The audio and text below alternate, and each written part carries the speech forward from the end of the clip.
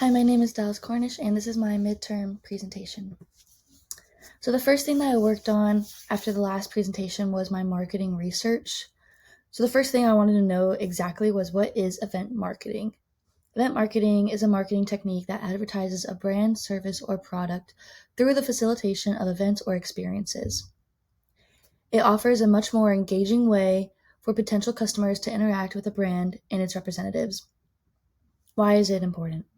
It allows companies to speak and interact with potential customers directly. It can increase brand awareness and improve brand reputation, and it is a great way to stand out from other competitors. B2B event marketing is one of the main marketing techniques that I'm going to be using as an event planner in the event industry. And it's basically a specific kind of event marketing that promotes the service or product that one business offers to another. It has an emphasis on networking opportunities and lead generation, which may either lead to partnerships or even sales. It allows for businesses to share advice, insight, and information about their work in the industry. It benefits everyone, and it gives the company an idea of what could be done to ensure they stand out in comparison to their companies. Marketing strategies. So this is like an overall idea of the marketing strategies that I want to use, and we already worked on 2 of these in class that I'm going to also take my own flip to it. So target audience research is the best way to create audience personas. So we already created the personas for some of my potential employees, but I feel like this would also be a great way to use as the perspective of a potential customer. So you can use this information to tailor different marketing efforts to these different personas. The customer journey mapping we did, and I created 3 in the last presentation about how they could possibly come in contact with our company. So this is to help you understand where you can make contact with potential attendees. Consider how a potential attendee might hear about your event initially, and think about the ways you can get them excited about the experience. So I did 3 ways that an attendee could possibly hear about my company for the first time, but I want to also do this with how they could hear about a specific event that we are throwing.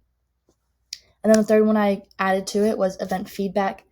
Post-event feedback from attendees, such as surveys, can extend the experience after the main event has ended, and will also end up with a clear list of things to start improving on, or things to even emphasize that we get a lot of compliments on.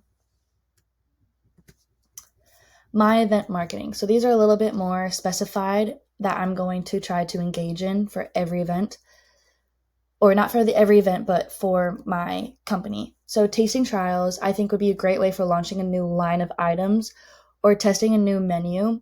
And we can even do this with partnering with local businesses, like such as other venues that we can create a partnership with, which we will cater to their bidding, and also host these tasting trials at their venue. So we both get a benefit of each thing. And this also allows me to have more of a personal connection with the clients that choose to go to this. And we can make it a little bit more special to make them feel special, and vice versa with the venue as well. Email marketing. Ending it directly to attendees makes this feel more exclusive, and also means you can tailor the content based on your recipient's interest. So yes, we're going to also do social media marketing, but email marketing is a great way to make it, again, feel one-on-one with the client, and it allows us to customize the message that we are giving to them. Educational workshops and events. Advise your audience while building loyalty and bringing in new clients. Example would be holiday cooking class. So we can throw festive classes for each season. So this one, for example, would be, I would say, Christmas cooking classes. We could bake Christmas cookies. A special annual event that we do year-round that leaves our audience excited for it throughout the whole year. And also we're teaching them, helping them, giving them what they pay for in services, and also builds our loyalty because our connection is growing stronger. And this can also be another advertising way to bring in new potential clients. Pop-up shop events. I think this will be a great way to get in front of people, especially if it's a newer business. You have to kind of start small and get in contact with your local community. So this allows us to showcase our products, and we can also do this in front of potential venues like a coffee shop or other places like a bookstore. So it helps us disperse our ideas and our event to multiple, not only customers, but also possible partnerships and sponsorships, etc. I mentioned social media, but I think this would be a great way to capture the attention of the people who can help you further your event and goals. And it also depends, like some older generations just use emails. So that would be our email marketing and to stay in touch with our clients. But social media has been a newer way for younger generations to find products and services that they like. So I think that will also be a really good marketing technique for event planning. Methods and values. Expanding services. This allows you to offer a more comprehensive range of services to your clients.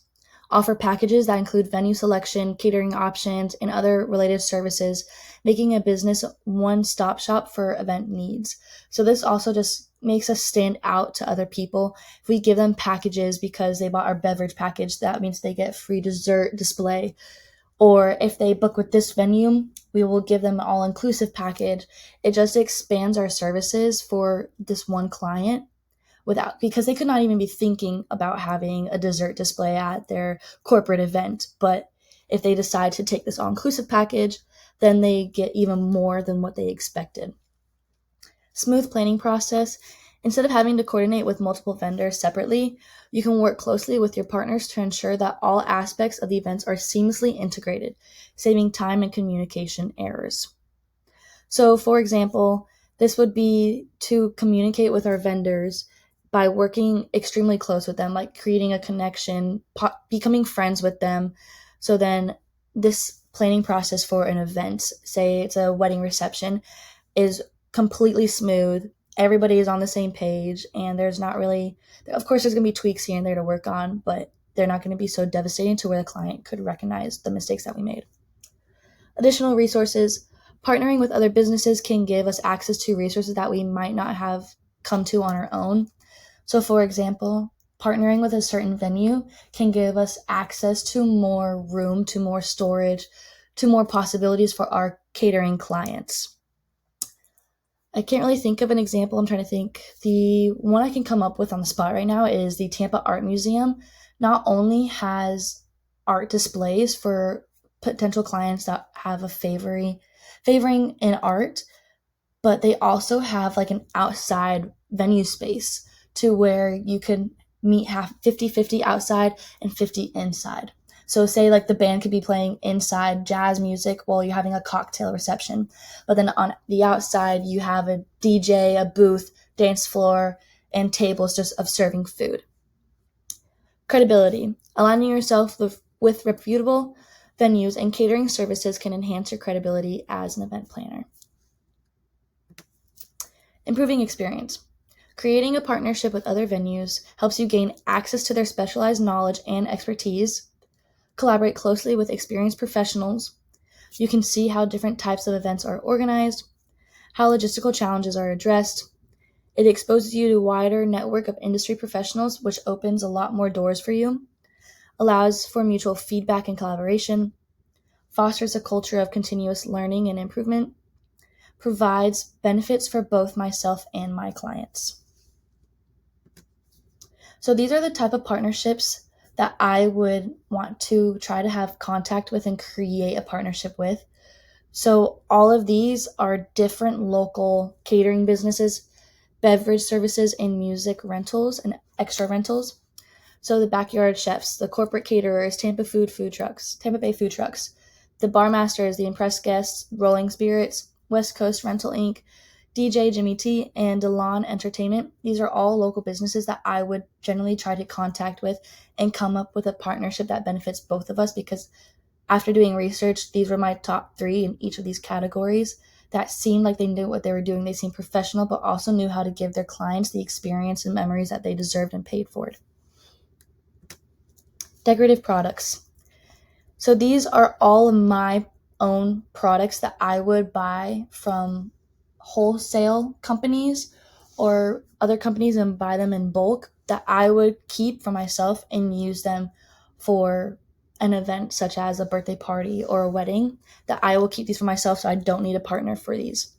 So Tablecloths Factory, they had really good tablecloths, chair covers, dinerware, centerpieces, artificial flowers, event props, balloons, lighting, and event furniture, etc. And it all came at a good, decent price for how much you would get in each package. CV linens are charger plates, napkins, cake stands, arches, etc. I really like CV linens because for their charger plates, they had so many designs to pick from, and they also had like holiday specials. Temu is great for everything needed in bulk, but I would only recommend Temu for smaller items that are focused, such as like a candle centerpiece that are tiny and you can buy in bulk, because the bigger ones are a little bit more expensive and they only come in like one or two, and that's really not enough for an event planning system. 46 Spruce is a wholesale event decor. Tabletop displays specifically I really liked here. Hoyle Wholesale, wedding supplies, branches, and natural tableware. Just a different type of aesthetic that I really liked.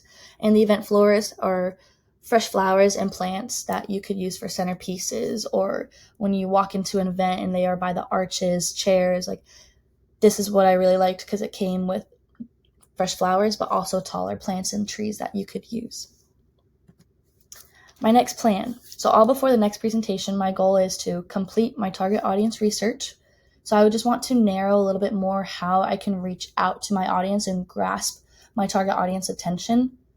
And I know I can do that through the personas especially, but then once I figure out the personas, I want to come up with some technique, like whether that is to get my ad into a magazine, create a TikTok page that specifies how they can contact us, create a website, how I can expand that website, by either is it by sending emails, or am I going to have to pay somebody to help me advertise my website. And then I want to narrow down some work onto my solution. So I want to actually come up with one specific solution that has multiple solutions inside the big solution. So I know that doesn't really make sense, but in my head, a website should not only have one solution for your client. It should have multiple solutions that they had no idea they could even think about. I want to start designing the prototype, i.e. my website, and I want to gather an introduction and conclusion for my final pitch. So I want to start working on the beginning and the end of my pitch, so that way I have it to easily flow through the presentation for my middle section. And finally, these are my resources that I use for this project. And thank you so much for listening. I really hope you enjoyed it. Thank you again.